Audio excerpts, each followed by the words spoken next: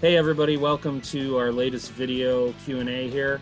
I'm here with an old friend, Phil Bass, University of Idaho. Thanks so much, Dr. Phil, once again for joining me. It's been a while since we've done a video, and now we're using new technology, which is pretty interesting. We're able to do these videos over the many miles, and it's a good thing. So thanks for joining me. I wanted to jump right into what we're going to discuss today, and it's kind of a summary, kind of a preview in a sense of an upcoming article you've written for us for the publication, kind of keeping perspective in place, the proper perspective in place when it comes to COVID-19. And, you know, I don't want to say we're going to be necessarily unabashedly positive about COVID-19 because it's a terrible thing, but the industry's weathered things before, right? So tell me a little bit about what you're talking about in this article and you know, some of the examples you have in the article.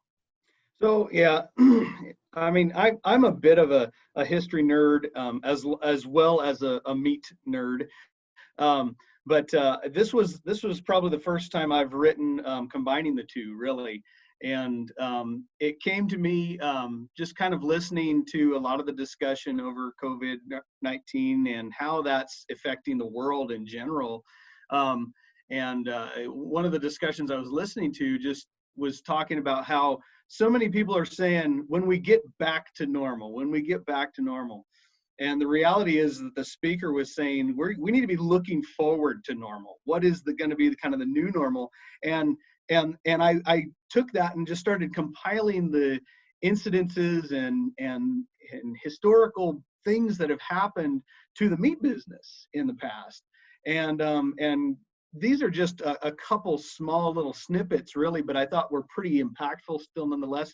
And in my classes that I teach, I always make sure that I try to connect it back to reasons why we do what we do, right? And so, you know, the cliche goes, you know, the only thing constant is change, right? And we should anticipate change. And I'm one that has a hard time with change. I am very much my father's son, and we love kind of the old ways of doing things. Is probably some of the reasons why I get so drawn to the meat business, because we have so much amazing tradition, right? And we still rely heavily on skilled craftsmen in these packing houses and that, and learning the craft and the trade of meat fabrication and meat processing. But we can also bring in new technologies and new ideas just to make things better, more efficient, more effective, better values in that, right? But beyond just that, some of the really big changes that I mentioned in the column, really we can go back over 100 years ago to the end of World War I. And you know, this was a time where the whole world had been turned upside down, quite literally, and we're dealing with so many changes in technology for the two combatants that were just trying to figure life out and beat the other to the punch, kind of thing. But then also everything else that goes along with the conflict, right? And one that was really in particular that stood out and stands out to me even to today was the logistics of feeding the troops at that time. The idea came about that there were good logistics for an international conflict to make sure that the troops were being fed regularly, consistency with high quality protein. And so the US government goes back, and anybody can look this up. The history of the grading system really started at the end of World War II. And now World War I. And now we have, that was the beginnings of getting a more consistent product that the government could guarantee to help feed their troops, not only US Army, Navy, but also the Allies at the same time. And that was the development of what we now have as the USDA grading system. Now, it would be unrecognizable to what it is today, of course, but it was the beginnings of it. And if it wasn't for those hard times to stimulate our thought process and get us to look at things in a different way and just improve processes at a very rapid speed. Time was of the essence at the time, of course. Then we may not have either achieved what we did or definitely not achieved what we did in the short period of time that it all came about. And so that's just one example of how really tough times have kind of built and bolstered our resiliency to overcoming adversity. Right? Yeah, it created a new normal, right? And that's what a lot of It people, did. It was exactly. It is a kind of almost a new normal. And now, the USDA grading system is used ubiquitously in the large scheme of things, and it's just almost an assumed process for plants of size. Whereas before that, there really wasn't much going on. There was market openness, but there wasn't a lot of consistency. So. Yeah. So, one of the things I'm seeing, I think, in terms of maybe what the new normal might become moving forward, after COVID-19, is this talk of automation and it's the mainstream media that I'm talking about here.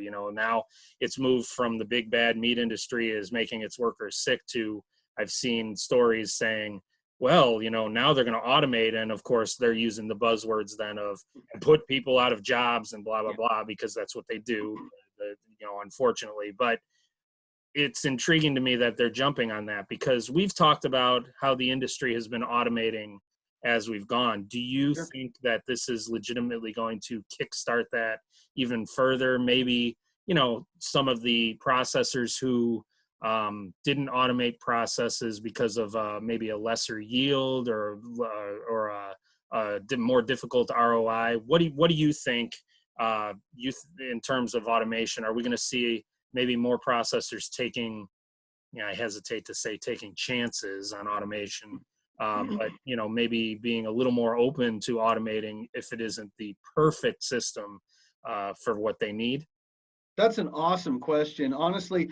So I think the seeds of automation have been planted and a long time ago, in fact, and certain species definitely lend themselves to automation better than others. So, poultry is the golden child to automation. You can have an entire broiler plant that's running tens of thousands of birds a day, run by a few dozen people who are mostly just mechanics and engineers, So there's definitely the seeds have been planted, and certain areas I think have been gravitating to automation, and this may have spurred it along a little bit, because we are seeing a tough time filling the skilled labor positions at these plants.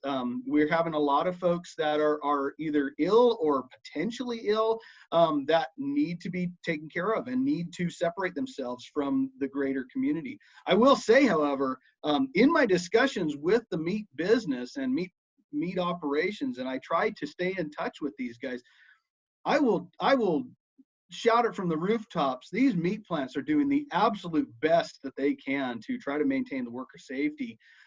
It was already a very clean environment that everyone's working in, right? And so now we're just taking that many more precautions and steps to ensure that no one ill is coming to work, and we're maintaining different distances and cleanliness and hygiene in that.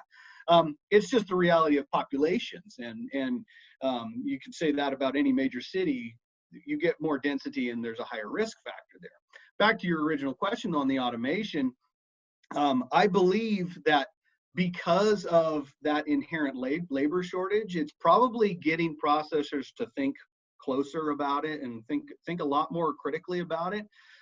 You're right, there are limitations as far as cost of startup with these automated systems, because they're a pretty hefty investment in some cases, but they are amazing systems in their own right too. And anybody who gets to see some of the most newest automation at some of these trade shows, I mean, it's like Star Wars kind of stuff. It's absolutely incredible what these things are able to do.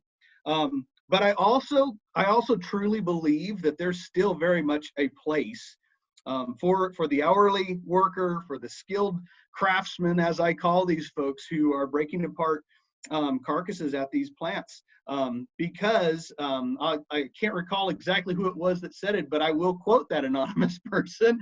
You know, that there's the human hand is going to be far more effective at deboning carcasses, especially our large size animals like the cattle out there, cattle and some pigs, than an automated system. Cattle especially, that's the world I live in the most, so I am a bit biased in my discussions that I talk about.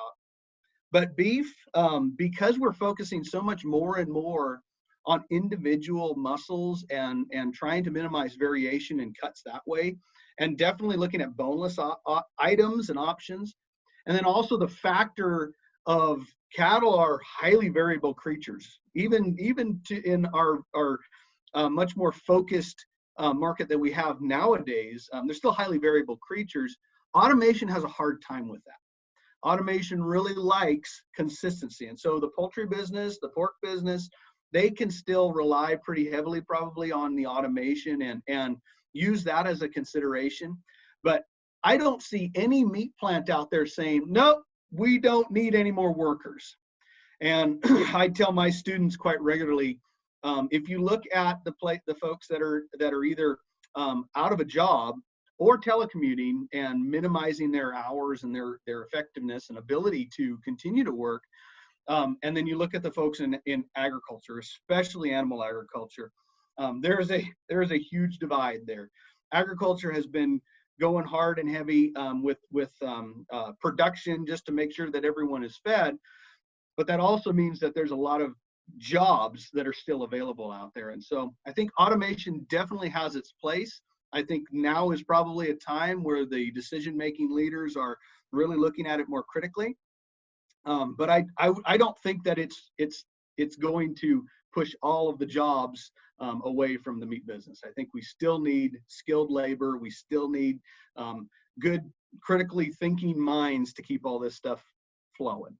And I agree with you on that too. And I just, follow up with that too. I love the claims that a robot doesn't get sick when a robot can get sick. Yeah. It's breaking down and needing maintenance. So, I mean, and minimally, we still need maintenance workers who know what they're doing and all that too. So, cool. Dr. Phil, I think that's all we've got for time for today. I appreciate the insights. I'm going to tell our readers to look forward to reading the column you've got coming up, and we'll have more of those in the future too, and hopefully more of these videos, and we can talk about positive things. Hopefully COVID-19 goes away sooner than later and we can get back on track and maybe talk about it, happier times as it were for some of the folks out in the industry. So thanks again, and appreciate your time and your insights. Absolutely, it's a pleasure.